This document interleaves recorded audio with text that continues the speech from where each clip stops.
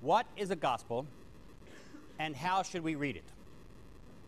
Popular opinion may think that the Gospels are biographies of Jesus, but they're not biographies, at least not in anything like the modern sense. We don't get much of a personal portrait of Jesus from the Gospels. We don't know anything about how he developed, how he went from being an obnoxious teenager to being an apocalyptic prophet.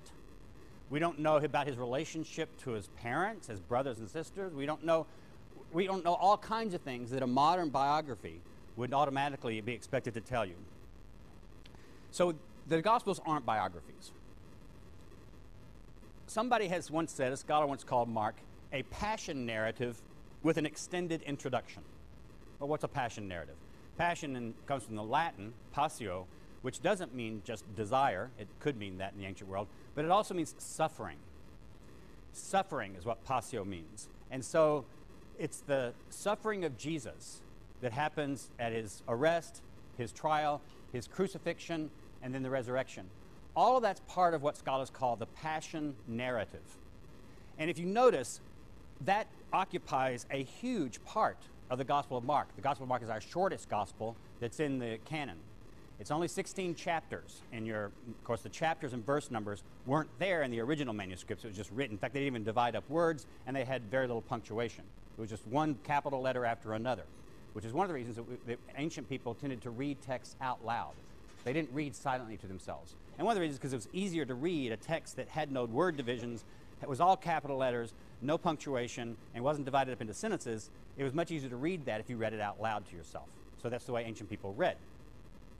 But so we don't have chapter numbers and verse divisions. Those are all later creations that came about in the Middle Ages in Christianity. But by modern reckoning, therefore, there are 16 chapters in Mark. That's the shortest gospel, and of that, 1/3 of Mark is just the last week of Jesus' life, the passion narrative part of it. So the scholar said Mark is really a passion narrative with an extended introduction. Notice what you get if you have an outline of Mark. Chapter 1, verse 1 is the title. The Evangelion, or the Gospel of according to Jesus Christ. And it doesn't say according to Mark in the title, because that name was added later. That's the title of the book. And then for the next few verses, from 1-2, that is chapter 1, verse 2, to verse 13, you get an initial introduction to Jesus, just a little bit about him. Then from 1:14 to 9:50, so 9 chapters, is Jesus' Galilean ministry, his healings, his teachings, his traveling around, his miracles, that all take place in Galilee, which is where he's from. That's, of course, the northern part of Palestine, whereas Judea is down in the southern part of Palestine. And then chapters 11 through 15 are all just the last week in Jerusalem.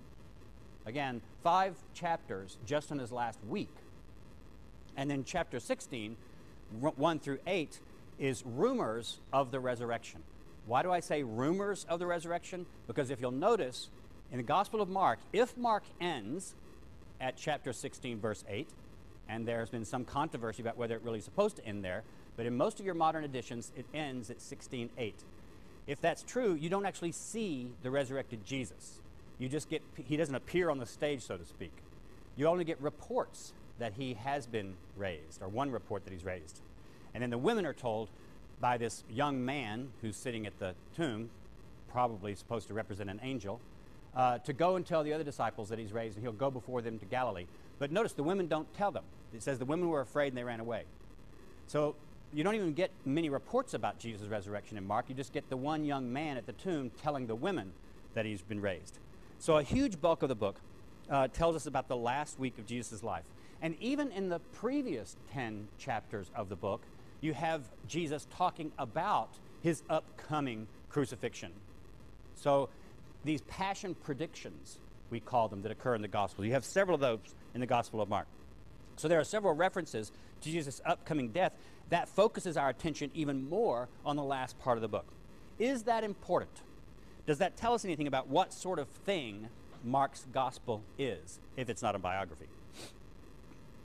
Let's look at the ending also, Mark 16. Now remember, I want you to bring your Bibles to class. Why do I want you to bring your Bibles to class? Yes? because I will lie to you. I may say something that's not true, and you need to check me out. De omnibus dubitandum. When the Sabbath was over, Mark 16, Mary Magdalene and Mary the mother of James and Salome brought spices so that they might go and anoint him. And very early on the first day of the week, when the sun had risen, they went to the tomb. They had been saying to one another, "Who will roll away the stone for us from the entrance to the tomb?" When they looked up, they saw that the stone, which was very large, had already been rolled back. As they entered the tomb, they saw a young man dressed in a white robe, sitting on the right side, and they were alarmed. But he said to them, "Do not be alarmed. You are looking for Jesus of Nazareth, who was crucified. He's been raised, but he's not here. Look, there is the place they laid him. But go, tell his disciples and Peter that he is going ahead of you to Galilee. There you will see him, just as he told you." So they went out and fled from the tomb, for terror and amazement had seized them, and they said nothing to anyone, for they were afraid.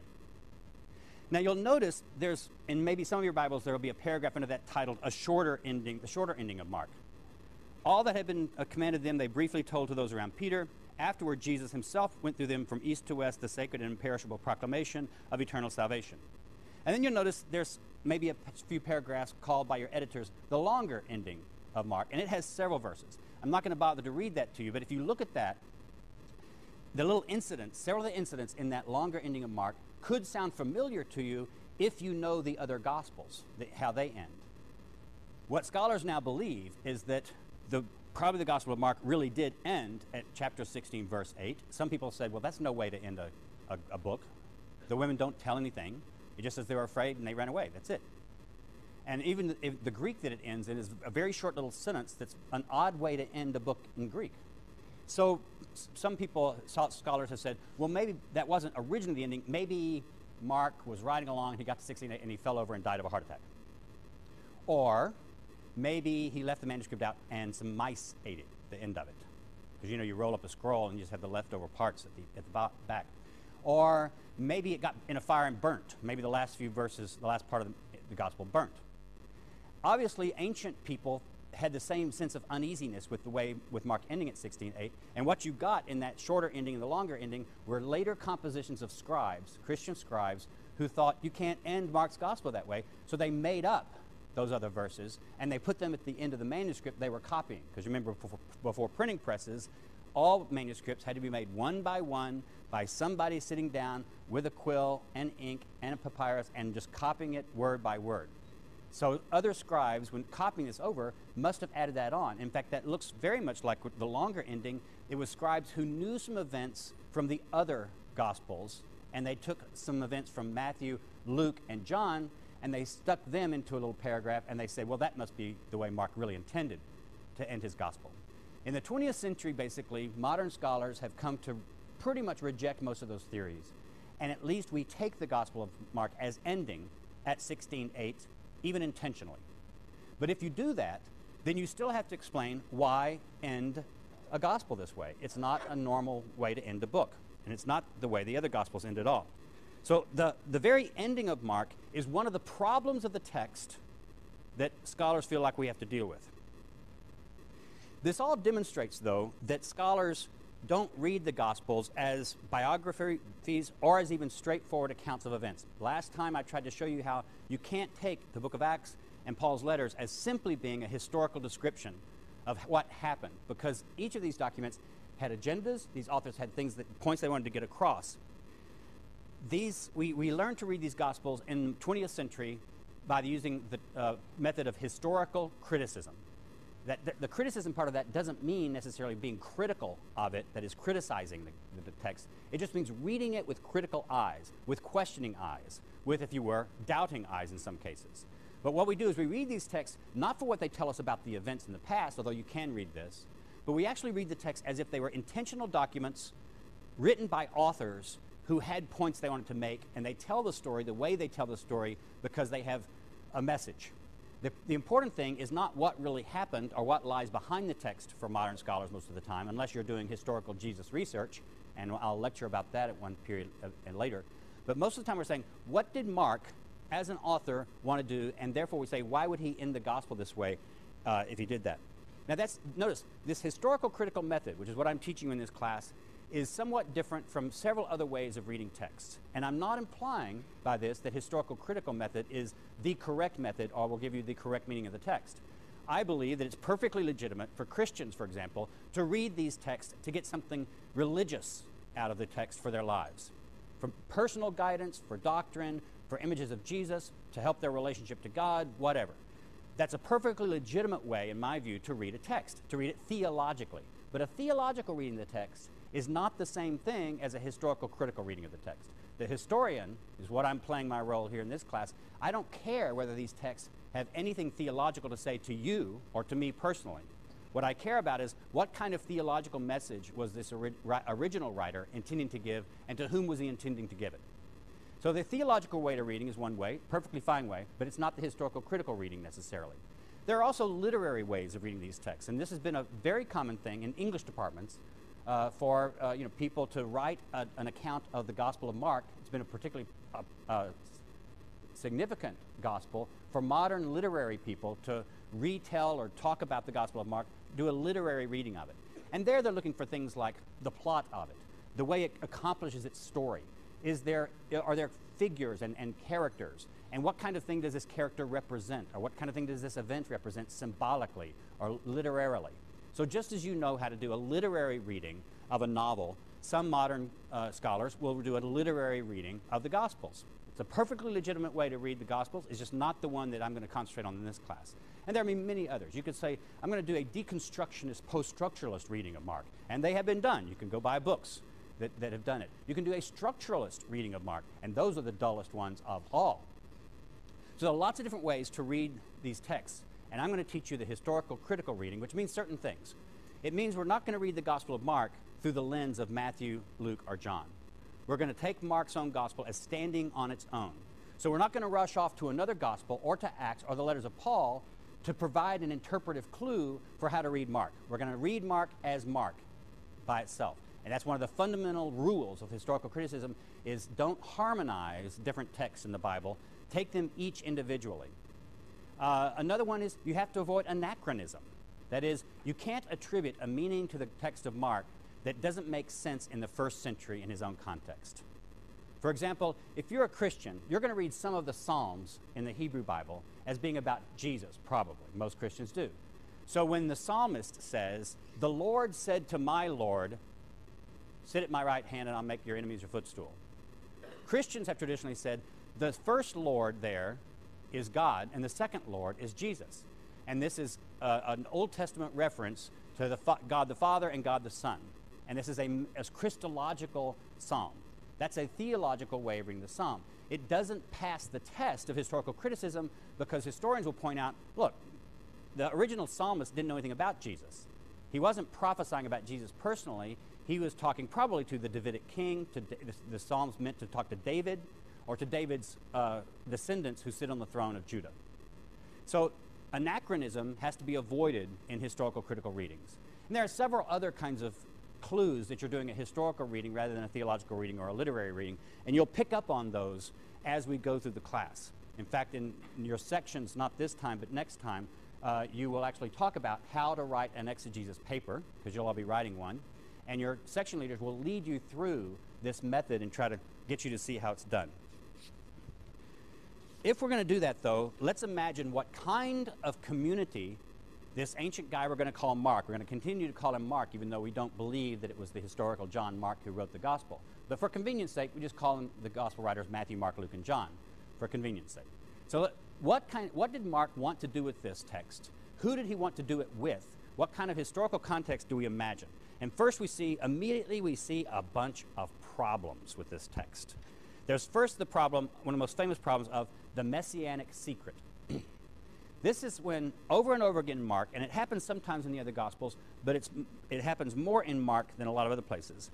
You get Jesus doing something, and then he tells somebody to be quiet about what he's just done. Look in 125, Mark 125. He's just he's confronted an unclean spirit. The unclean spirit cried out, "What have you to do with us, Jesus of Nazareth? Have you come to destroy us? I know who you are, the Holy One of God." In other words, the unclean spirit has just made a correct Christological confession, according to the Gospel of Mark. But Jesus rebuked him, saying, "Be silent and come out of him." And the unclean spirit, convulsing and crying out with a loud voice, came out of him. Look at 134, chapter 34, right below that. He cured many who were sick with various diseases and cast out many demons, but he would not permit the demons to speak because they knew him. Wait a minute. If Jesus is going around and we're supposed to think that he's announcing that he is the Messiah, the Christ, when people recognize this, why doesn't he let them speak? Why does he tell them not to speak? And so he does this with demons a lot. But it's not just demons that he commands to silence. He also does it to people. Look at 143. Immediately the leprosy left him, this man, verse 42, and he was made clean. After sternly warning him, he sent him away at once, saying to him, "See that you say nothing to anyone, but go show yourself to the priest, offer your cleansing, what Moses commanded, as a testimony to them." So it's a testimony to the fact that he's now no longer a leper, but he tells the man, don't tell anybody about the miracle. 553. Now also, notice what happens right below that in verse 45. But he went out, the man did, and began to proclaim it freely and to spread the word, so that Jesus could no longer go into a town openly, but stayed out in the country, and people came to him from every quarter. So Jesus does some great act. He tells the person, the demon of the person, don't tell anybody. The person goes out and tells people anyway. It's a pattern. So this is what we call, one of the old theories about the Messianic secret was a modern scholar in the early 20th century said, well, here's what happened. The disciples of Jesus, to say the writer of the Gospel of Mark, knew that Jesus wasn't proclaimed openly and widely as the Messiah during Jesus' own lifetime. He was proclaimed as the Messiah by Jesus' disciples after his death. So why didn't all these people recognize Jesus was the Messiah during his lifetime? And so the scholar said, well, the writer of the Gospel of Mark decided it must have been because Jesus kept it a secret. Jesus wanted to keep it a secret. Now, the problem with that theory is, can you pick out the problem with that theory? The reason we have the Messianic secret in Mark is because people knew that Jesus was not openly proclaimed as the Messiah during his lifetime. So this was a literary device to explain why Jesus wasn't known in his lifetime, is because Jesus kept it a secret. What's wrong with this theory? Yes, ma'am.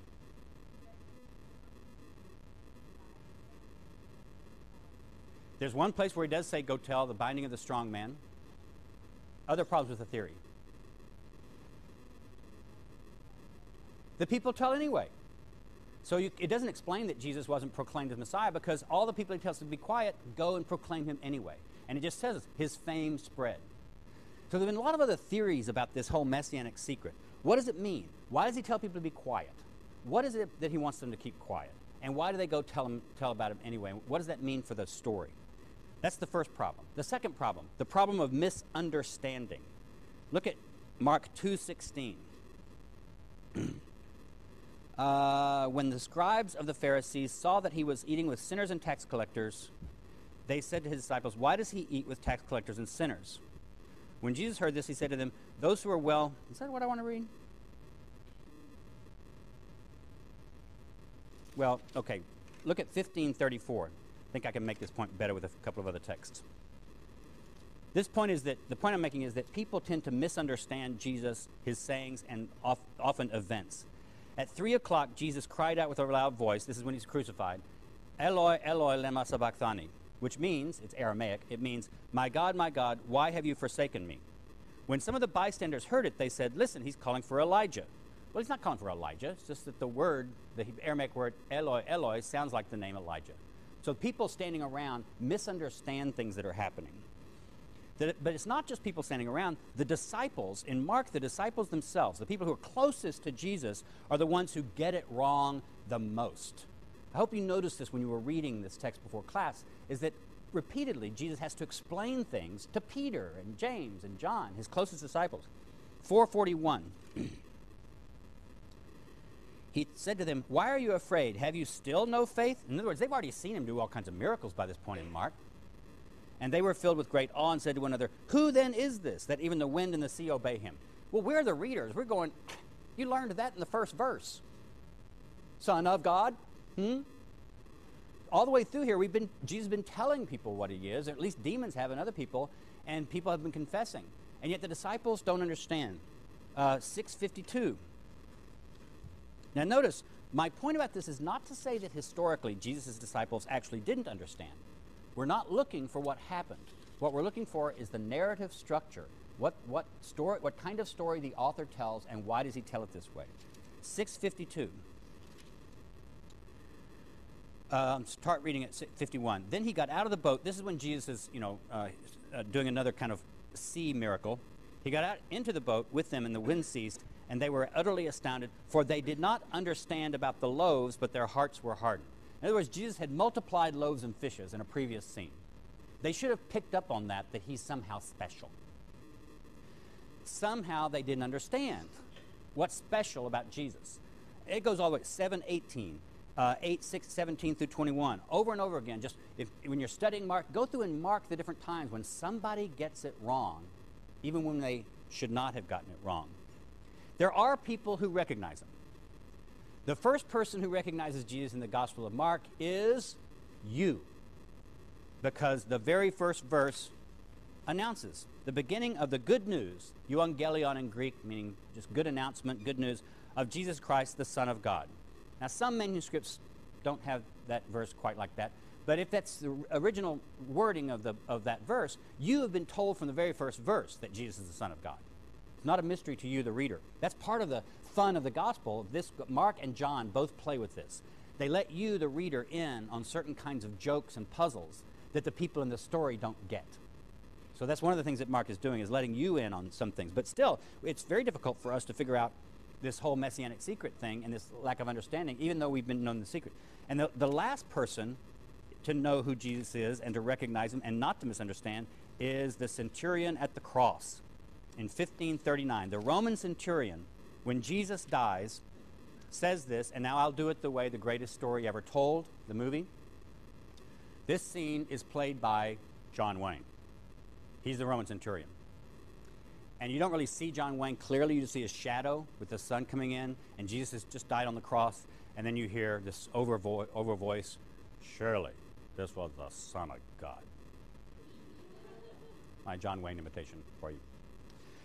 So the centurion, though, recognizes that Jesus is the Son of God, at least if that's the way we read that.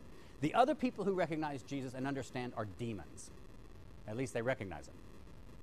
Now let's look at the turning point in the gospel. And what I'm going to do is show you how I, as a brilliant modern scholar, has posed these problems, the messianic secret problem, the problem of misunderstanding, and all this sort of thing, and the problem of the ending, which I'll get to in a minute. And I'm going to make it all make sense for you. There are other scholars who might not think I'm so brilliant and might have other explanations, but this one's mine, and I'm sticking to it. 827. Follow along with me. In your hymnals, 827. Jesus went on with his disciples to the villages of Caesarea Philippi. And on the way, he asks his disciples, who do people say that I am? Okay, nice little introduction. You're smart readers. As soon as you get to this part, you go, okay, we're getting to the climax of this book. Because all the way through the book up to this point, we've had this issue of who is he? Who do people say he is? How do they understand him? So your antenna should be picking up that this story is going to be an important story for you. And they answered him, John the Baptist, and others Elijah, and still others one of the prophets. He asked them, but who do you say that I am? Peter answered him, you are the Messiah. And he sternly ordered them not to tell anyone about him. There it is again. Peter confesses correctly, you are the Messiah. And Jesus says, okay, don't tell anybody. Jesus is not a very good evangelist, apparently. He's not Joel Ornstein or whoever that guy is in Houston. He's not the kind who's proclaiming it all out, at least according to the Gospel of Mark. Then he began to teach them. Now, wait a minute. That might be important. He just did this command of silence. What does the next verse say? Then he began to teach them that the Son of Man must undergo great suffering. Then he began to teach them. Then he began to teach them. Not before, then he began to teach them that the Son of Man must undergo great suffering, be rejected by the elders, the chief priests, the scribes, and be killed, and after 3 days rise again. He said all this quite openly. Mark is a clever writer. He puts little short sentences like this in his gospel at interesting places, and you, the reader, are supposed to go, okay, he's talking right to me. He said this openly. It's not closed anymore. This part's open. This part's not closed. but it's not going to be the end of the problem. And Peter took him aside and began to rebuke him. But turning and looking at his disciples, he rebuked Peter. Peter's, of course, saying something like, no, Jesus, you didn't get it. We just said you're the Messiah. The Messiah doesn't suffer and die on a cross. The Messiah comes with angels and rules the world. The Messiah overthrows the Romans. The Messiah sets up the new reconstituted Israel, and all the nations will flock to Jerusalem now. You're the Messiah. That's what you do. No, you don't suffer and die. That's not what Messiahs do. And this is actually, there's no Jewish expectation in the ancient world that the Messiah would suffer and die. Modern Christians think, well, that's, of course, it's all the way through the Old Testament. But those prophecies and things, those statements and poems in the Old Testament, they weren't taken to be about the Messiah. They were taken to be about other prophets or holy men of God who might have to suffer, who might be persecuted. But the Messiah passages don't have suffering and death in them. They just refer to this coming king, the descendant of David. So no Jews in the first century this time expected that the Messiah would be crucified. It just was absolutely against common sense. Messiahs don't suffer. Messiahs aren't crucified. Messiahs aren't beaten. So Peter actually is quite understandably thinks that Jesus has got it wrong. So Peter says, you're the Messiah. You're not going to be killed and suffer. And that's when Jesus turns around and rebukes Peter, looking at his disciples. Is that an interesting clue? That Jesus is looking at his disciples and he rebukes Peter? Get behind me, Satan. For you are setting your mind not on divine things, but on human things. So that's a very interesting story in itself. What is Jesus rebuking Peter for and calling him Satan? He called the crowd with his disciples and said to them, if you want to become my followers, if any want to become my followers, let them deny themselves and take up their cross and follow me. For those who want to save their life will lose it for the sake of the gospel, will lose their life for my sake, and for the sake of the gospel will save it. But what will it profit them to gain the whole world and forfeit their life? Indeed, what can they give in return for their life? Those who are ashamed of me and of my words in this adulterous and sinful generation, of them the Son of Man will also be ashamed when he comes in the glory of his angels, of his Father, with the holy angels. That's what messiahs were expected to do, is come in glory with holy angels. And he said to them, truly I tell you, there are some standing here who will not taste death until they see that kingdom of God has come with power. What's going on here? You have the correct identification of Jesus, even according to Mark, as the Messiah. You have the charge to secrecy in 8:30. You have the passion prediction, one of the passion predictions, the first of several that we'll see in Mark, Jesus saying this is going to happen. And then you have this word, and he said this plainly and clearly to them, a nice little clue. Then you have Peter's misunderstanding. But what does Peter misunderstand? That's what we'll ask. What was Peter expecting different? Well, he was expecting the Messiah to come with angels and triumphant. Then you have an emphasis on suffering, that everybody has to suffer, not just the Son of Man, but everybody has to suffer. And you have a prediction of future eschatological glory. Eschatology is just a fancy theological word meaning the end times, the study of the end times. Eschaton is just a Greek word meaning the end. You'll see this if you read much about the Bible or ancient religion. The eschaton will come up in apocalyptic context, and eschatology means any study or doctrine about the end of the world as we know it. In fact, I used to direct a little singing group in the divinity school when I was a grad student here, and we called ourselves the Eschatones. A joke that only divinity students would get. So the prediction of the eschatological glory that comes after the suffering, and then right after that, 6:2, 6 days later, Jesus took with him Peter and James and John, led them up to a high mountain apart by themselves, and he was transfigured before them, and his clothes became dazzling white, such as no one on earth could bleach them. And they appeared to them Elijah with Moses, who were talking with Jesus. Peter says to Jesus, Rabbi, it's good for us to be here. Let us make 3 dwellings, 3 tabernacles, 3 tents. One for you, one for Moses, and one for Elijah. He did not know what to say, for they were terrified. Then a cloud overshadowed them, and from the cloud there came a voice, this is my son, the beloved. Listen to him. Suddenly, when they looked around, they saw no one with him anymore, but only Jesus.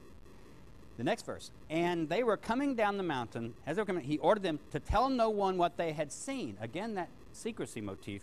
Until the Son of Man had risen from the dead. And again, an emphasis on death.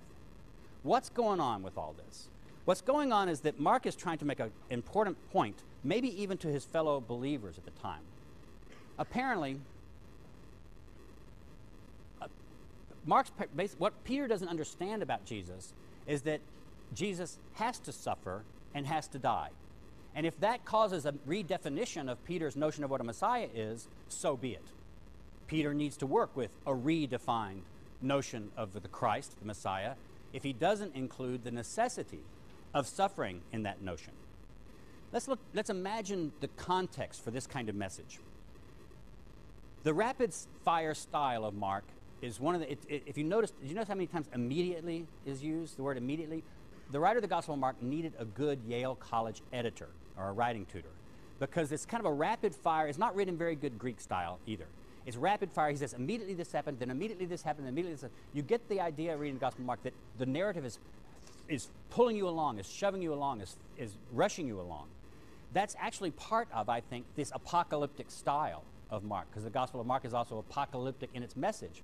It talks about angels coming at the end. It talks about a big war that's going to happen. So you have demons and the battle of Jesus with the strong man, another apocalyptic story. You have the emphasis on suffering and persecution, and that's a common theme of Jewish apocalyptic. Not that the Messiah would suffer, but that the Jews themselves might have to suffer before the fabulous kingdom of the end time. Remember, you saw it in Daniel, when we read Daniel 2 classes ago. Daniel predicts suffering for the righteous, and only after the suffering would you have the goodies, heaven, the kingdom of God.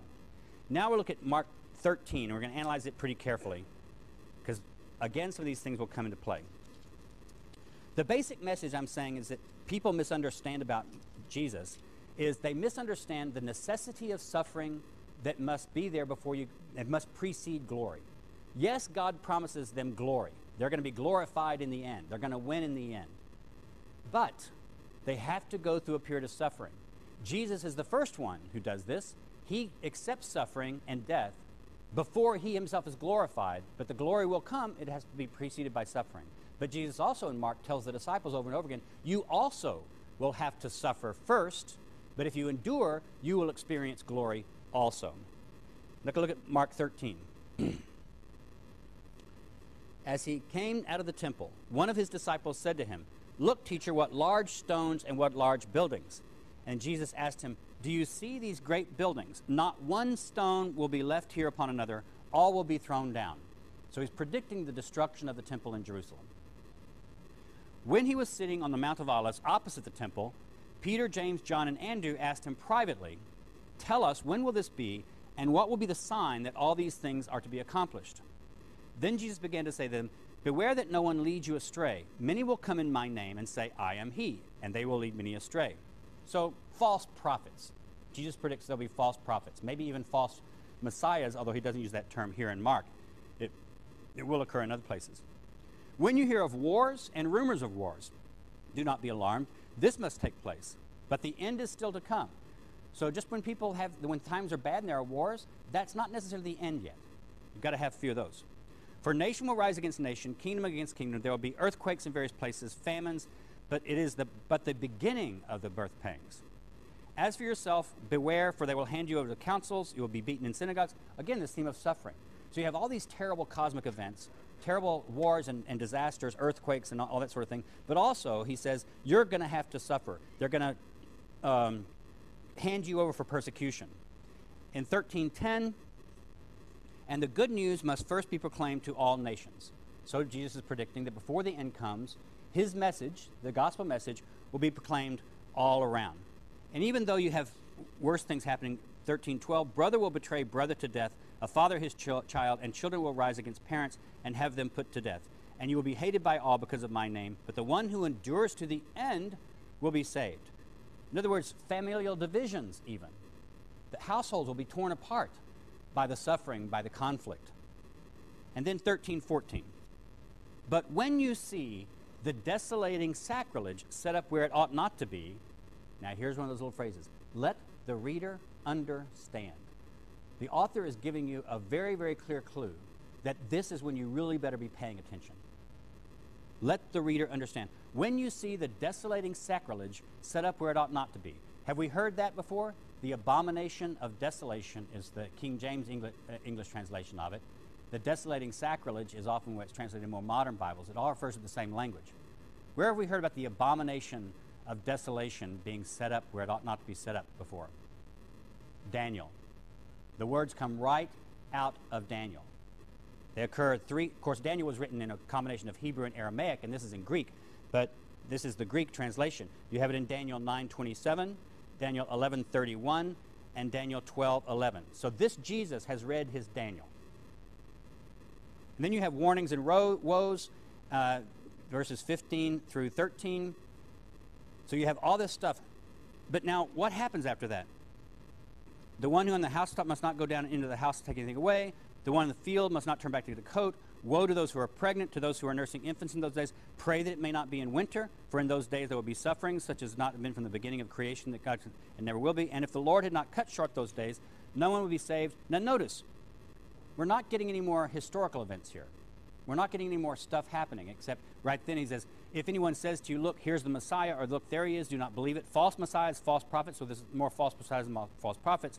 In those days after that suffering, now here's where you really get the cataclysmic end, the world crashing down. The sun will be darkened. The moon will not give its light. Stars will fall from the skies. The powers in the heavens will be shaken.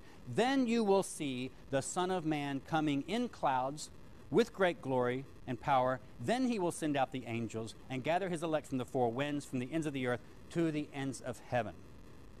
When does it happen? Right after the abomination of desolation is set up where it ought not to be. What is the abomination of desolation? Well, we don't know. Obviously, if Jesus is reading Daniel, and this is where we're getting this, he also believes that something's going to happen in the temple. The author Daniel believed it was something that Antiochus IV Epiphanes maybe sacrificed a pig on the altar, or he desecrated somehow the altar in the Holy of Holies in the temple. Jesus doesn't believe that that event was the end event, as Daniel thought it was. Jesus is predicting that this is going to happen. Something's going to happen in the temple that's going to be so awful, and it's going to be an abomination. And once that happens, then all hell breaks loose. And when all hell is broken loose the worse, then the Son of Man will swoop down in the clouds with angels and put a stop to it all. That'll be the glorification. So when does this happen? Well, Mark has told us one thing. It's going to happen during your own generation. Jesus has said, this generation will not pass away before this stuff happens. The apostles asked him. So he said, well, it will be within a generation. Then he says, now nobody's going to know the exact time, but once you see the abomination of desolation set up in the temple where it ought not to be, that's when it's going to happen. Now, did this happen? Well, we're not narrated anything about it. What does Mark not narrate in this section that we as historians know happened with the temple? What? What does he not narrate happening? It's destruction. Jesus predicts the destruction. Jesus prophesies about the destruction. But Mark doesn't tell us that the temple in Jerusalem are destroyed. He doesn't tell us explicitly about the Roman armies led by Vespasian and Titus surrounding Jerusalem and besieging it for 2 years. He doesn't tell us that in the year 70, the Romans actually did take Jerusalem and burn the temple, destroy the temple. If Mark knew about that, why didn't he tell us about it? This is why a lot of scholars believe this is exactly like Daniel. Remember how we said, how do you date Daniel? You figure out when has his history gone right, and when does his history not go right anymore? And if you applied that same standard of test to this text, what you've got is a prediction of the temple destruction, so at least the writer knows that it is likely to happen. He can see it happen in the future, but he doesn't narrate it happening. Yes, sir.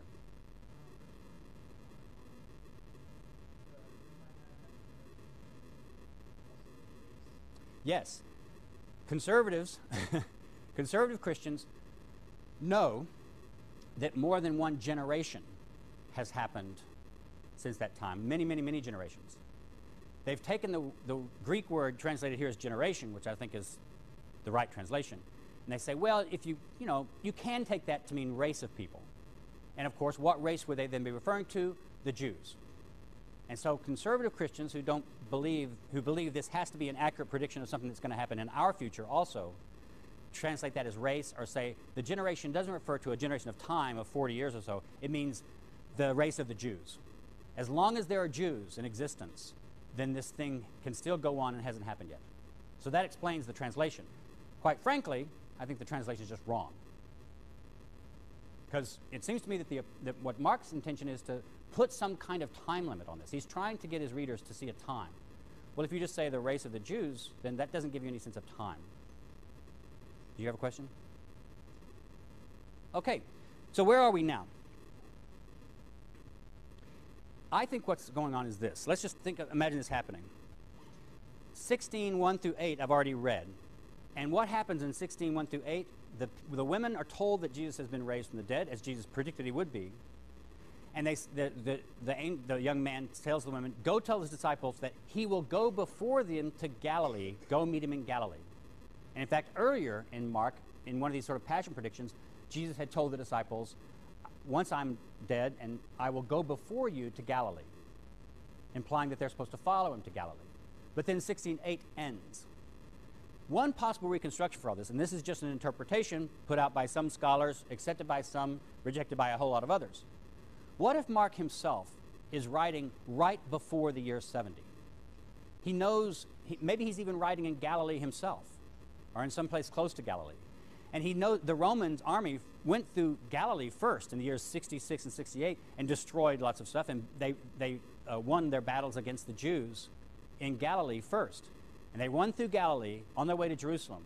They get to Jerusalem around 68, and for 2 years they're besieging the city of Jerusalem. What if Mark is written right at that time, before Jerusalem had actually been taken, before the temple had actually been destroyed, because he has Jesus predict, like Daniel predicted, some abomination of desolation happening in the temple, but we don't know of anything like that really that happened as a historical event right then. The temple was simply destroyed by the Romans. They didn't, as far as we might think, well, maybe he thinks that they're going to set up a Roman standard there or do something, but we're not narrated what actually happened. So in this scenario, Mark writes his gospel with this message. Things are going to get a lot worse before they get better. And just like they got a lot worse for Jesus before they got better, they're going to get a lot worse for us before they get better. And you need to be prepared, because if you think that the Romans are going to win and we're all going to be carried off into slavery, you don't have the right faith. Jesus told us this. Jesus told us it wouldn't be all pie in the sky by and by. It wouldn't be all good stuff. We're going to have to suffer just like he suffered. And he writes this gospel message that over and over again has Jesus saying, suffering must precede glory.